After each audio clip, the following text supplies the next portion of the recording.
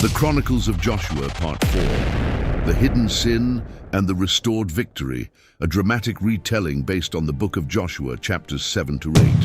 Jericho lay in ruins. Smoke drifted into the morning sky. Israel stood victorious.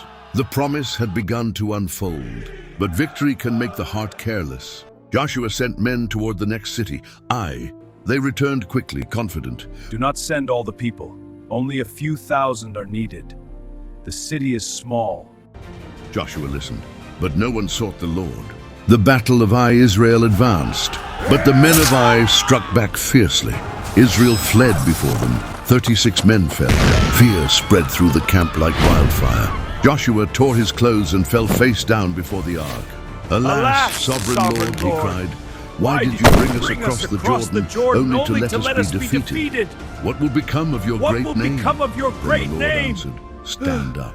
Israel has sinned. They have taken what was devoted to destruction. They have stolen, lied, and hidden it among their belongings. Joshua's heart pounded. Who has done this? He whispered. The Lord replied, in the morning present yourselves tribe by tribe. The one I choose shall come forward.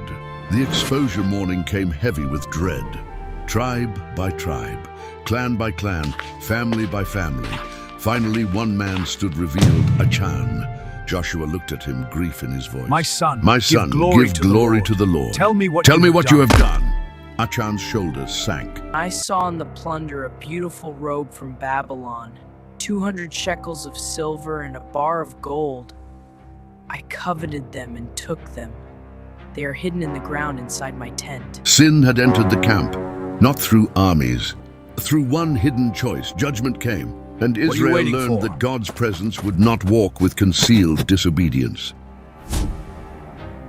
The Lord spoke again. Do not be afraid. Do not be discouraged. Take the whole army with you and go up against Ai, for I have delivered it into your hands. This time Joshua listened closely. God gave him a strategy, an ambush, a coordinated attack. Israel moved exactly as the Lord directed. The trap closed. Ai fell. The smoke of its destruction rose into the sky, but this time it was not a warning. It was restoration. Joshua built an altar on Mount Ebal. The law of Moses was read aloud. Blessings for obedience, warnings for disobedience. Men, women, children, and foreigners all listened. Israel remembered, victory is not secured by strength. It is guarded by holiness. God fights for his people, but he walks closely with those who walk in truth. And Joshua stood among them, knowing now, the greatest enemy is not the walls before you, but the sin hidden within. Unhand me, you cowards! Joshua, pile the stones over him.